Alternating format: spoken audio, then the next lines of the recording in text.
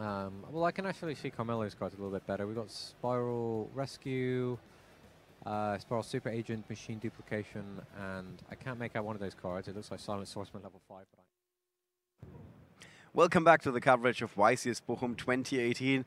This is going to be a bit confusing because you guys just watched a feature match with Carmelo Buttiglieri in it, and he's going to be in our feature match for this round. So don't get confused. We're not going to continue the match that you just saw, which was from a previous event. We're going to go back to Bochum 2018, round number 3, where Carmelo Buttiglieri from Germany is going up against Adam Chamberlain from Ireland. Yeah, from Dublin. From Dublin, in fact. You know this guy. I know him as far as earlier on today. He came up to me and said, "We actually let's start the whole story." But you know, a lot of people come and like, "Oh, can I have a feature match?" And you know, there's always several basic questions of what are you playing, how well are you doing, and these people are ticking all the boxes. So Adam Chamberlain walked up, "Yeah, I'm EXO. I'm playing something crazy," and and I was like, "Oh." Are you a nice person? Yeah, I could hear the accent. Where are you from? Dublin. I'm from Dublin. I was like, this is great. Crazy places also helping. Yeah, crazy places, crazy decks. He's playing the Grand Marshu OTK. Yeah, that's the interesting thing here. We got Grand Mario on the one hand side. On the other side, we have True Draco. Also something we don't expect to see that often. And by Carmelo Buttiglieri, who went to Worlds. Yeah, so it's not somebody who's like never heard of before. This is a good player. He's playing True Draco. Thomas, what do you think? What's his way of thinking about this? Why did he approach it this way and go with True Draco for this? True Draco is a really strong choice going into this event. You see he's gone with the Inspector Border version, and he has the side-decked Amano Iwato to deal with a Pendulum Magician first-turn setup. So he's trying to lock the opponent out from using any of their monster effects. He has Skill Drain and Monarch's Erupt to have trap cards that floodgate out monster effects. But it could be a bit difficult here because we see the Gren Maju, the effect of that is continuous, so it won't be turned off by Inspector Border. And we also have main decked Kaijus for Adam, which are very powerful against the True Draco deck. He comes prepared against this. Yeah. Guys, we are a little bit behind the main event, so we don't want to keep you waiting any longer. Let's go to the feature match table for round number 3.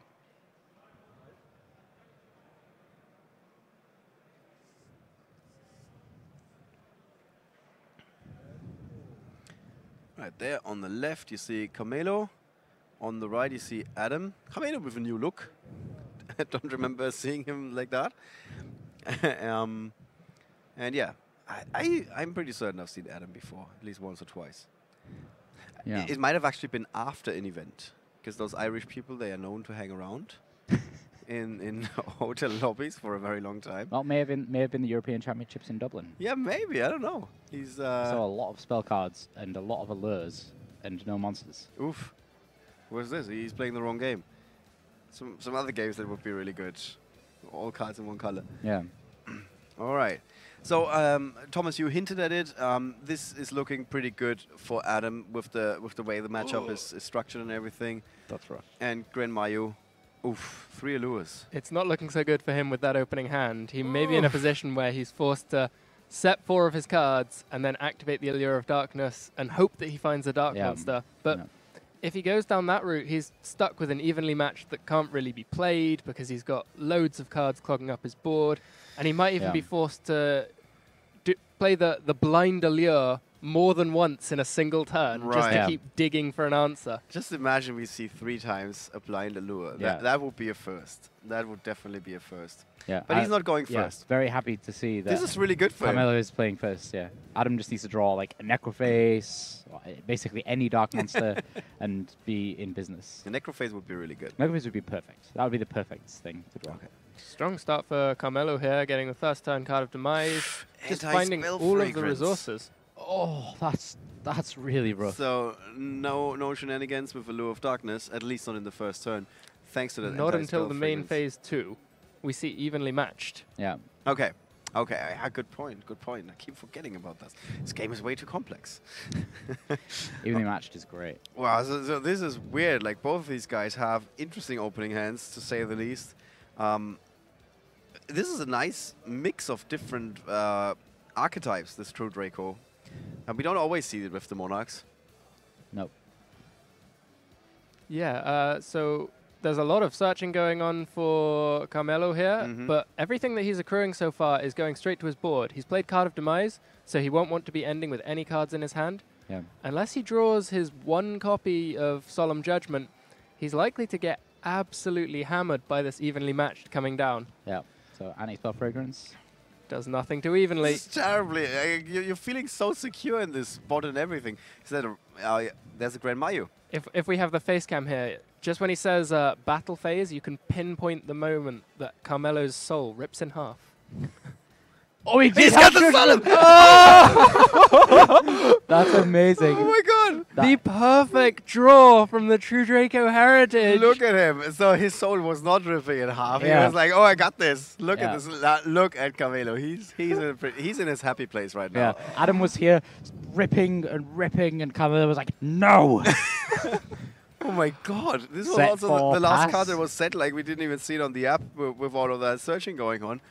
Oh my god! Oof! That is so rough for Adam. Wow. Set 4 pass is not ideal in this particular situation. So you're continuing the trend of understatements for the Yeah. weekend. Absolutely. The Dragonic Diagram already face up on the field, and all of the True Draco spells are just going to continue to rip apart all of those set cards.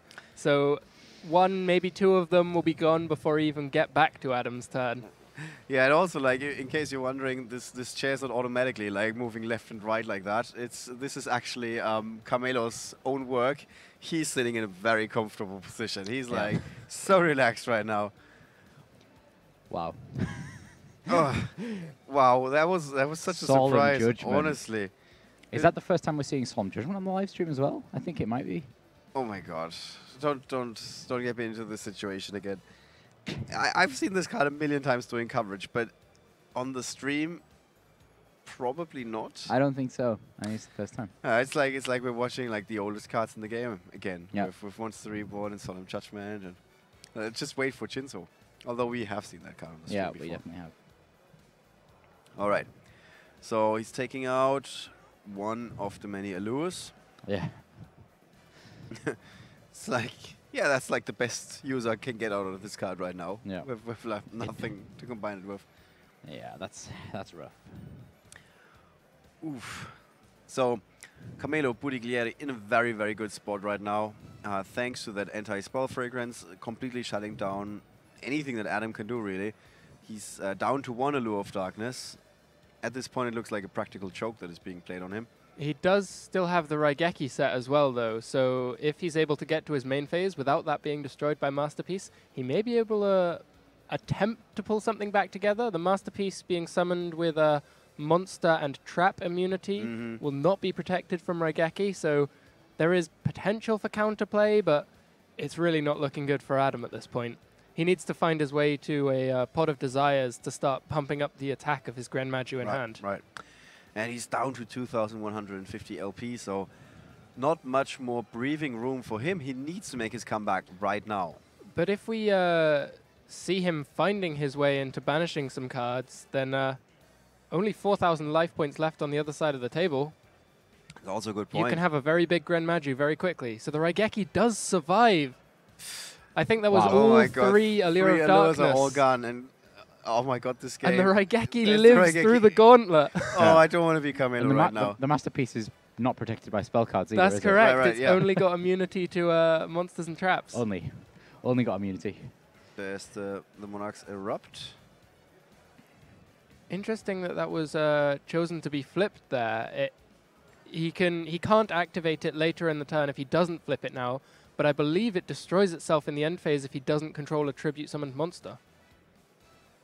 That was weird. Negate the effects of all face-up monsters on the field whose Oh, while those skill monsters drain. are face-up on You the choose field, skill drain. except tribute summon monsters. During your end phase, if you control no tribute summon monsters, send this card to the graveyard. Okay, only during his end phase, so he will be able to Yeah. protect it by tribute summoning gonna his hang around. searched Ignis. And he also just protected himself from very unlikely but possible OTK by a Grand Maju.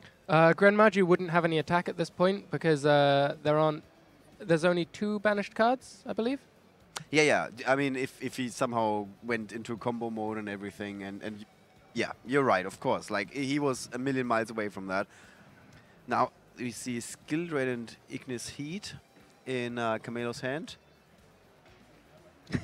Not And- falling for that again. Oh no, double trap. He's like, I got this time. Yeah, so overall, this still looks good, and Yeah. it's so good, in fact, that Camelo is wrapping things up in the first game. That's the quickest victory we've seen so far this weekend in just 6.5 minutes. So 1-0 against the Grand Maju OTK, which we thought was well positioned, but to be fair, Adam had anything but a good opening hand. No, it was pretty rough.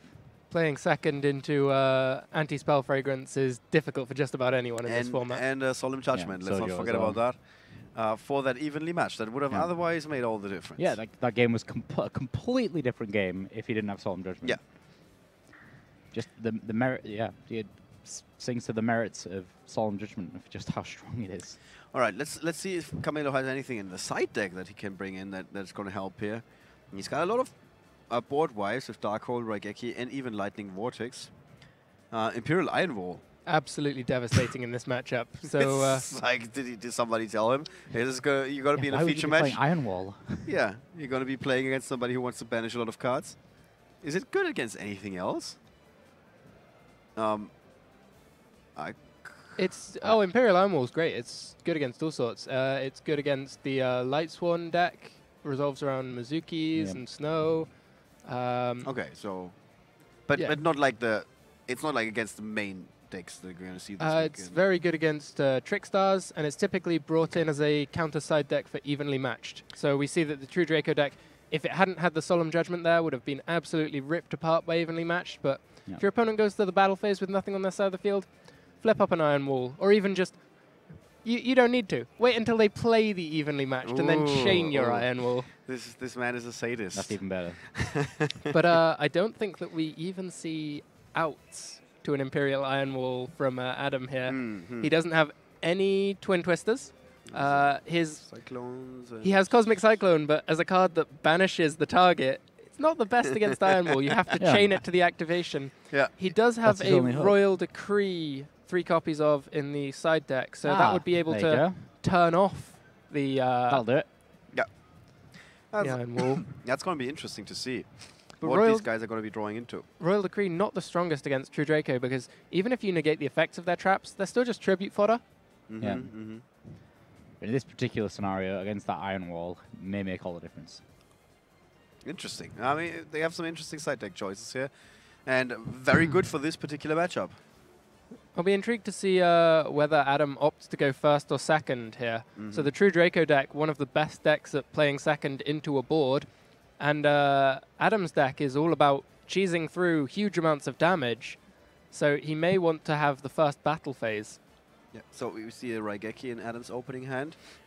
Plenty of board wipes. That suggests that he's opted to play second if he's Yeah. filled his deck with all of the board wipes. Yeah, he's got evenly matched Raigeki, Kaiju Slumber, and then Gren and Eater of Millions.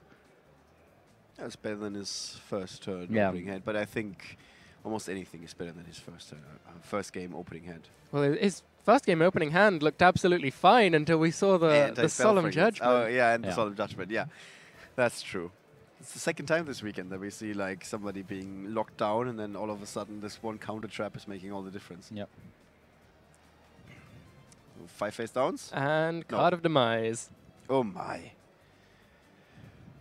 Way to rub it in, Camelo. 7-card opening hand going first. It's just... I'd always choose first if I got to draw 7 cards. Yeah, I would as well. I mean, we always choose first anyway for the most part, but just having 2 extra cards is absolutely ridiculous. Yeah, And Yep. He's got a Port of Duality, Majesty Maiden, the True Draco Slayer, and a Masterpiece. So a lot of that is going to be useful. If you did have 7 cards going first, how many cards do you think would you would have to give to second before you decided to choose second? Obviously, deck dependent, all that kind of stuff. What do you think generally you'd have to give? if you had a 7-card hand going first, you'd have FTKs so consistent that you could never play second. There would be no Because second there- player. You'd have 1-turn games. Yeah, damn it, I was hoping that he would like come up with a number and then I would suggest that point, but he beat me to it. Yeah, this man is good. Comes prepared. Yeah, I agree. I don't think there would be any number of cards Like that you could even possibly 9 give. cards or 10 cards is still not enough. Yeah, I don't think it would matter. Right. And even if you somehow were able to prohibit the existence of any FTK strategy, being able to reliably field a board full of negations, as we see the Pendulum Magician deck do, Yeah. even with just a 5-card hand, you'd be amplifying that and increasing the consistency to the point where it doesn't really matter how many cards the person playing second has. Nothing that they have is going through. Well, I guess if they had like 10 cards, then they would have enough hand traps to stop it all. You'd have to build your deck full of those hand traps, and then you start wondering, are you hurting your chances of going first? There would be a lot to consider if you had more cards, Yeah. but It's definitely a big question. I think that going first only gets better. The more cards in hand doesn't increase the number of normal summons that you get, and it doesn't increase the number of plays that you can have in your deck. Yeah. But we see Carmelo here, even though he is starting with 7 cards, he's ended up with way more. Yeah, he keeps going. Yeah. Only one of those cards that was set before the Card of Demise remains face down. Yeah. Yeah, so that was really, really good opening hand.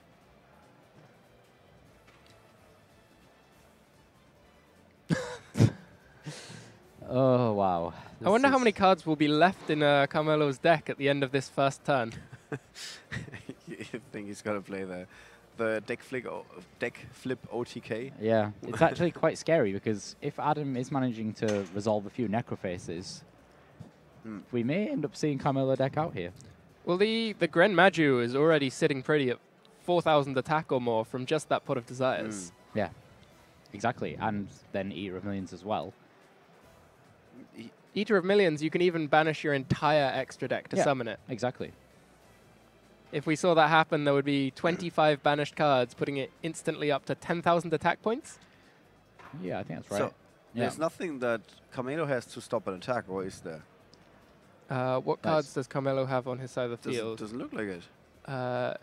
Apocalypse and True King's Return. He'll be able to flip those two up together, use the Apocalypse to destroy another True Draco Trap, and the True Draco Trap hitting the grave Yeah. would You- take out the attack position monster. But Evenly matched. here we see evenly matched, just as in the first game, but, Ooh, but this this time time- there is no solemn judgment. Yeah, guys, don't be afraid. You're Oh, that just looked like a brutal... And Oh my another 5 cards are added to the attack power of Gren Maju to Aiza. yeah.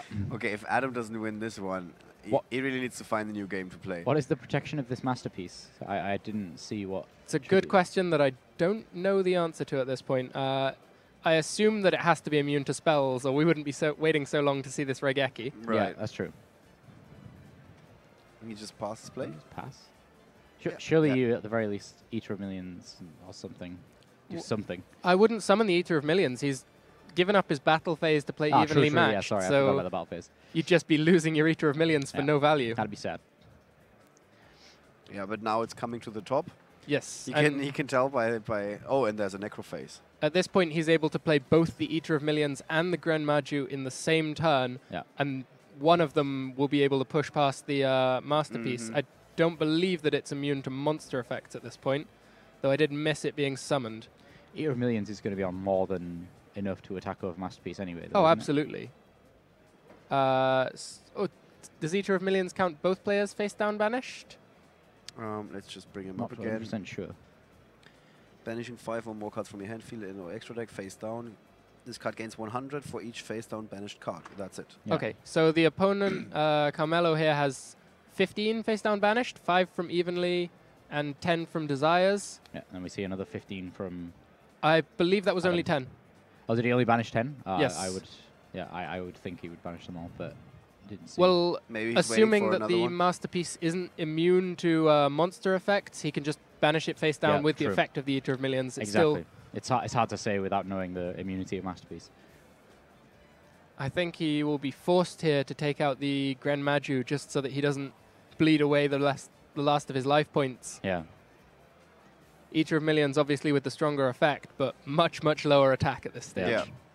All comes down to attack points. We see 25 banished face down cards. That's an interesting lot. choice. Yeah. Does Gren Maju count both players, or is it just the... It's also both players from what I remember. yeah, that would put him at 10,000 attack points at It's this it's point. kind of ridiculous, that card. I remember when it was first released. I played a deck for Grand Marju Yeah. when it was first released. It's a very straightforward effect from what I remember. It's just your own. Yeah. Oh, is it just your own? Yeah. Okay. It even says removed from play cards. So the Grand Maju was at a measly 4,000 attack at that point. Only. Yes. Oh dear, Carmelo just revealing the Monarch Stormforth in his hand. I don't think it matters, does it? What's I the mean, other card he it's has? Amano Iwato. That's not going to do anything here. The Eater of Millions now up to 2,600 attack points. Yeah, he can just like set it face down and defend from one attack, but he chooses to not even do that. That's some serious attack points. That's 6,600, I think, connecting there. We promised to never do maths on live stream, me and Ollie, so I'll let you deal with that. Yeah, I mean, they are doing it right now. And our judges are going to hack it into the app. So we're going to be fine. It's a lot. It's a lot. Let's put it that way. Well, what does Camilo have to come out of this situation? He's not playing I mean, he does have Raigeki, Dark Hole, and Lightning Vortex in his side deck. Yeah, it's got to be one of these. But then all it's going to take from Adam is to draw another Grand Maju. At this point, we have seen 2 of them burned already, though, so it's unlikely that he's going to draw another one immediately. Yeah, or get a DDR or something like that to be able to recover one if there is one banished already. I believe that all of Adam's banished cards are face down at this point. Yeah, then all in the graveyard. Yeah, and there's Camilo. He's looking at how many cards he's got in his deck. Did he draw into a pot? He has Pot of Desires, Pot of yes, and he Desires. was checking to see whether he has Yeah. the requisite 12 cards. That's also kind of weird, right? You're playing that card knowing that your Right, Marge. opponent's monster's just going to But I get even bigger. I think there's an Ash Blossom. Ow. It's game over. And that Yeah, is it, that's yeah. right. Okay, well, Adam Chamberlain tying things up 1-1 in our round 3 Yeah. feature match. That's what I think of Yosh. Solemn judgment. Yeah, so now who's going to go first here? With- Camilo, of course, has the choice. Yes, Carmelo will have the choice, and I think he'll be in a very tough position where he needs to predict how Adam is going to side. Yeah. We did see there that the Lightning Vortex went in for Carmelo, so he was clearly expecting to be told to be playing second. Mm-hmm. Yeah, it's nice when this like plays a major role and there's the mind game going on between rounds. Yeah. It seemed like Adam wasn't siding anything. Is that correct? Yeah, I think that was a mistake. I think Carmelo he's a world competitor. Let's put it that way. He's going to be paying attention to that kind of stuff. And Adam didn't even touch his side deck. Yeah. In Adam's position, he should have picked up his side deck, shuffled it into the main deck, and taken it out again. Absolutely. Yeah. That's At the very least, if that's what he wanted to try and mind game for. yeah. So in terms of giving your opponent more information than he should be having, that was not. Yeah, he just gave away a Yeah. hell of a lot of information. This was not a good play in that regard. Yeah. So let's hope it's not gonna backfire on him too much. Yeah. In fact, it was one of those situations where it was. There's the his- Vortex on the side deck. There's the Raigeki. Those are the cards that Camilo is currently going over. Yeah. So he knows for certain those cards, they don't need to be put Yeah. into the main deck right now. It was Adam's lack of That's- action. That suggests that Carmelo is choosing to play first, Uh-huh. though. Yeah. If that he's not seems- playing the Raigeki. I'm 100% sure that I saw Yeah. the Vortex in the Raigeki. I can only think then that Carmelo has decided his going first is better than Adam's going second. Hmm. So he's going to choose to do that. So this is going to be interesting now. Was Adam's deck structured in a way that he wants to go second? For the Grand Master deck, I don't think it's a huge difference. Mhm. Adam was With the certainly right hand. set up to play second in game 2, and he didn't side deck, so he's still set up to be playing second. Yeah. It's weird. I mean, Camilo could have taken advantage of that and just given his opponent that drawback in a way, of having not the ideal. Wow, this is 40. actually an amazing going second hand as well for Adam. He's not got a lot going on for his own engine, but he can stop a lot. Right. He's got 2 ghost hand traps and a kaiju. Feels like a very weak hand for Adam. He doesn't have any way to field any threat on his own side of the field. Yeah. He's got the Grand Maju, but no way to pump the attack. He needs to find something to give himself a credible board position, Mhm. or he'll just find himself bleeding out life points. He has a battle fader to stay alive by the looks of things, but That's 400 attack at least for Grand Maju. Baby steps. Baby steps, yeah. Yeah. Yeah, I think Adam's hand could have been so much worse. It could have been much like game one, where he Right. had nothing going on. At least right now, he's got a lot to stop Carmelo with. But not after Inspector The Border. Inspector Border switches off all of those hand traps straight away. Yeah. It was so good until Inspector Border came down and was like, I'm having none of that. Inspector Border, our new kind of Denko Sekka type monster, really makes a huge impact. For hand traps. Yeah. And Carmelo's got the nuts opening here. Yeah. Adam tries to use his Ash Blossom, but that's is reminded that Ooh. there's nothing he can do. wow. The veteran move by Carmelo here. Yeah. He's just like, I've seen this before. No, this is not working. Yeah. He didn't even entertain the idea of, of not drawing those cards.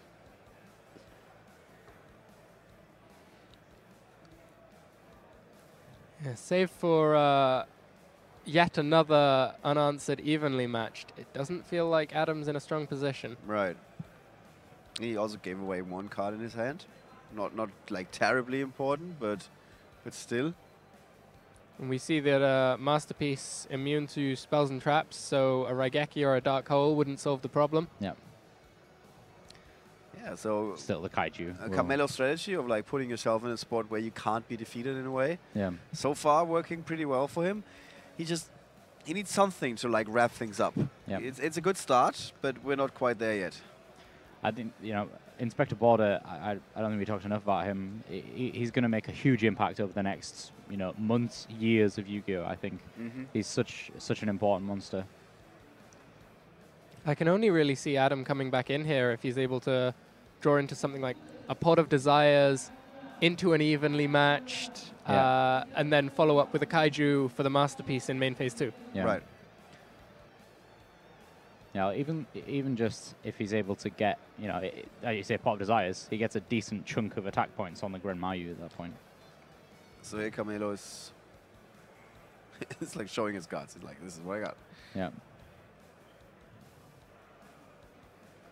I'm wondering if Adam's perhaps receiving a warning for an illegal activation for his hand No, trap. I think he has a question about when he can activate something, and Kiwi is just explaining it to him.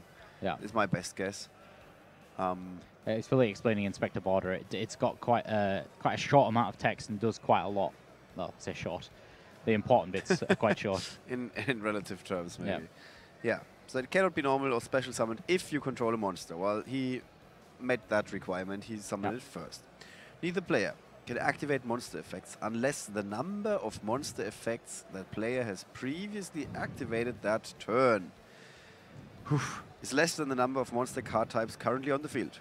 Ritual, Fusion, Synchro, Exceed, Pendulum, and Link. So since none of those are on the field, Yeah, he You can't cannot- activate any. this is a way easier way of putting it. Yeah. If an effect's activation was negated, it still counts toward the total for that turn. Okay, so the attempt counts, not the actual Yeah. negation. And only count effects that were activated while this monster was face up on the field. Well, that is fair Wow, enough. he actually Kaiju'd the Inspector Border. That Well, his is- hand does absolutely nothing with Inspector Border on the field. His Yeah. only spell card play is the...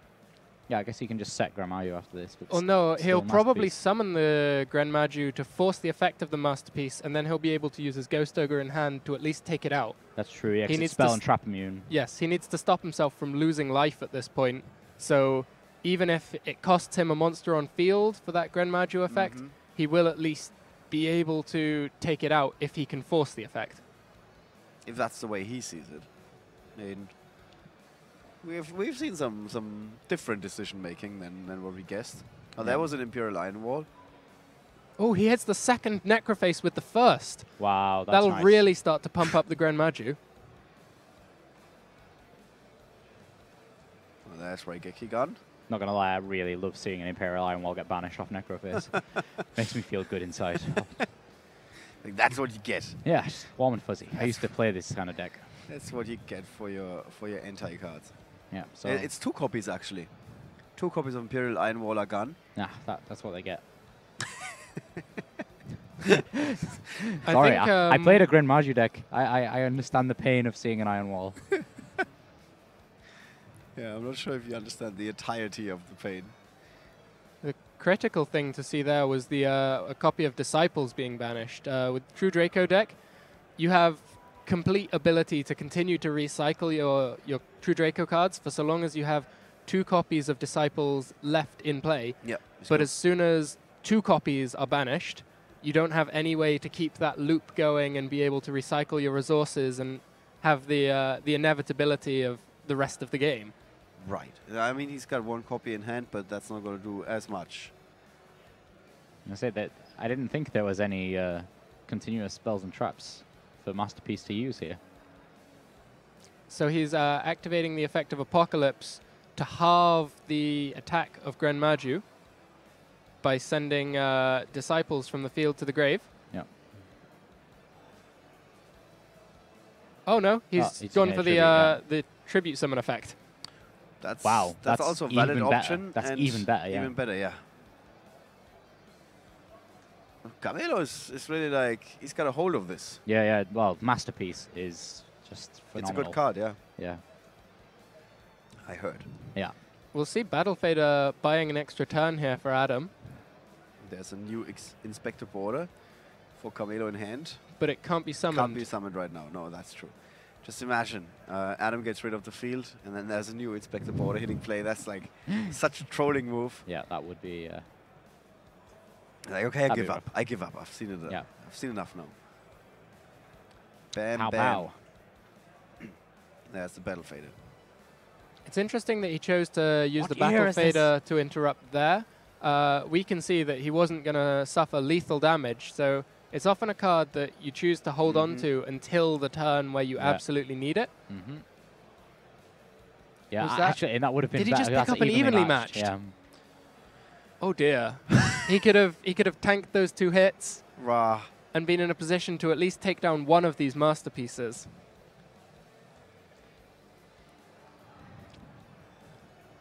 Although, as it is, he may be in a position to let the Battle Fader die, tank the 2 hits, and then drop evenly matched on his opponent's battle phase. Yeah, that would be even better. It's interesting how this match is going back and forth. Again, we have so many of these games this weekend. Going into this tournament, some players said, yeah, this is not going to be like the most exciting format. So far, we're proving them wrong. This, Yeah, is, well, this is very entertaining. We've not seen a lot of the top-end meta decks yet. Are you saying these are not the top-end meta games? Gren is. Next? True Draco is, but I want to see somebody set a Gren Mayu and then Yeah. have the opponent run into it for game. that's how we were first introduced to this deck, in fact, in YCS. Oh, I don't remember where it was. In America. It was In somewhere in America. YCS America. It's ever going to be known like that. So we're coming up to the end of the battle phase for Carmelo here. It's It's interesting that Adam chose to use the evenly matched then. He could have saved it for his own battle phase and would have been able to hit this extra card that was coming down onto the field for Right. Carmelo. And he also knew that extra card He's would got be another coming. one anyway. Yeah, but he But- first has to tank the hits now. Judges seem to be checking whether Inspector Border can be set. It feels a bit mean to Carmelo at this point because it sort of gives away exactly what it is if Adam knows that that might be a contentious ruling. Right. But at the same time, he's going to be happy that this card is able to hit play again. Yeah, this Necroface can get big enough to attack over the Masterpiece, but obviously it's going to die to its effect much sooner than being able to battle it. But I think that's what Adam is looking at doing here. So when Necroface is normal summoned, she returns all of the banished cards back to the owner's decks and gains 100 attack points for each. Was that an evenly matched being set there? Yeah, Yes. He's triggering his opponent. yeah. Adam is still alive at this point, so yeah. Hanging in there, but not by much. Not by much. No, we live on slivers of hope here. What can Adam possibly do here? What is the immunity of this masterpiece? It was tributed with a trap card we Yeah. saw, and So here's the evenly matched. And Camelo is asking about... Okay, so the thing is, there was an attack. And then Camelo said, okay, now I'm going to flip summon this monster. And then Adam said, okay, I'm going to activate evenly matched. So the question is, are you still allowed? Yeah. Did you both agree that we are getting out of the battle phase? But Kiwi said, okay, there was like no agreement between the two players that were going out of the battle phase, so allowed to go back. That looks like game over. Yeah, the only answer is summon Necroface, then it gets destroyed, and then... I assume there's plenty of fuel in the grave for this masterpiece. I don't think there's a whole... It's not game yet? Too much. No, there's still life points, but Yeah. having life points doesn't mean you've still got any Still hope. got a chance to win the game? If he's able to get an Eater of Millions off the top here, then might work. Do we see how much fuel there is in the grave here? I mean, we only have 1, 2, 3, 4, 5, 6, 7 cards in the graveyard. In the graveyard for Carmelo. Yeah, we can't see the cards. Yeah, we can't see it. I don't think we got all the cards in there. Because the Slash crucial Eddie. thing is how many continuous spells and traps there are for Carmelo to use. Is it a matter of conserving resources?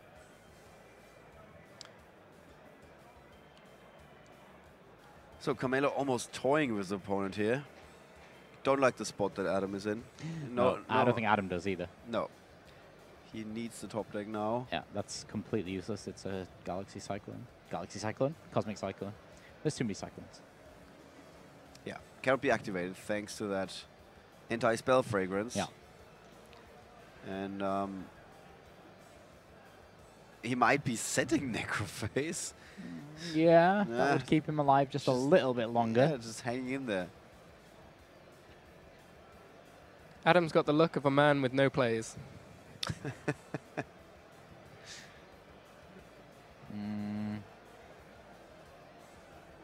Seems to have options. He seems to think he has options. Somebody's shaking a bit on the feature match area. It's probably somebody. Yeah, the whole structure is moving. Yeah, somebody's watching and he thinks it's a good idea to lean on the structure. It is not, in case you were wondering. No. Yeah. But in That's the it. end, doesn't matter. Camelo Buttiglieri taking the second win, picking up the pieces, and that is it for him. With that, let's talk about that in our post-match analysis. Yeah, guys, that was round number 3 for YCS Bochum 2018. So far, we're making some good progress. Yeah. Going through the tournament, I spoke to the head judges. They were quite pleased. We have 40 minutes in between rounds. I know this sounds like a lot, but if you've ever been to a massive tournament like this, could be so much worse. Yes. Let's just mention spellbook format, and I everybody was just going to say. everybody knows what I'm talking about. I have flashbacks to Frankfurt in 2013. Yeah. So in this round, we saw Camelo Buttiglieri, who has attended the World Championship before, so he's one of the finest duelists, going up against Adam Chamberlain from Ireland, who brought the Grand Mayu OTK deck to the table. Yeah. You like to say Grand Maju. What's the correct version? I think it's Maju. Okay. I'm going to check with my Japanese contacts. They should know. Is it Japanese? I'm not sure. I'm just talking. I'm going to check with my Martian contacts. Oh, okay. Yeah. Let's break it down for you guys. The first round, like going into this match, we thought that Adam was in a pretty good place. Yeah. Looking at the deck lists. Adam certainly had the tech cards in his main deck to be able to deal with it, but we only saw one Kaiju being brought out in the entire match, and that was most of the edge that he had available to him. In the end, no upset here. We see the deck that does more winning, and it's typically the deck that has more plays and does more things. Often newer cards tend to be better, and we've just seen it come through time and time again, as we saw before with the new Pendulum Magicians, proving that despite the adversity of Lunalights, the new cards that do more are the better one, and here, the new True Dracos. Right. So the first match, first game, it was actually Camelo going first. 5 face-down cards. It was with 7 cards, right? Was that in the first? No, that was the second game. Second game. I believe it was the first game as well that there was a card of Demise played. Oh, now I'm confused. Yeah, I'm confused. Well, okay, he did draw a lot of cards. Let's just agree on that. He Yes. drew into a lot of cards. And we were like, oh my god, he's got everything. But his opponent, Adam's got an evenly matched, so he's going to turn this around. And in our confusion, like checking all those face down cards and everything, we completely forgot that he also had a Solemn Judgment. So when you're watching this match back, be sure to like be very careful with the volume meter on your microphone, because in that moment when we all in unison realized that there's a Solemn Judgment face down, which is now going to get flipped. Your cue word is you're going to see Carmelo's soul being shredded, ripped apart. Yeah. That's your Turn cue. the volume down. This is when you have to turn down the volume, because this is when we all got super excited because Carmelo had the Solemn Judgment, and that made all the difference. So this is how he Completely took the different first game. game. Yeah. I think that Solemn Judgment was actually the last card that was drawn at the very end of that turn from his final draw effect. He was already invested. He already had 4 face downs or Yeah. something. Yeah. This is how we. I'm just telling myself that. So we missed that because it was the last card drawn. Yeah. So a second game, different story. There was, of course, the question of who's going to go first. Yeah. What are they going to side into? And we did see some strategy with that, with Adam choosing to add more cards to his main deck and counter stuff that Carmelo was ready to bring in, like the Imperial Iron Wall, which you said you don't really like as a Grandmaster player. No, I don't like it. It stops me. I always liked the kind of dark banishy decks with like DD Survivor and that kind of stuff. So yeah, I don't like Iron Wall. So all of these cards didn't really help Carmelo. Like he had the right tools, but he didn't draw into them. Or Adam had the right answers. He had a very late evenly match in that game as well, if I remember correctly. And this is how he tied things up. And then we went into the third game, where we saw one thing that we really should highlight for you guys at home if you're trying to learn the game and become like more competitive. Adam made it extremely obvious that he's not going to side a single card. Yeah. So Carmelo had that extra piece of information.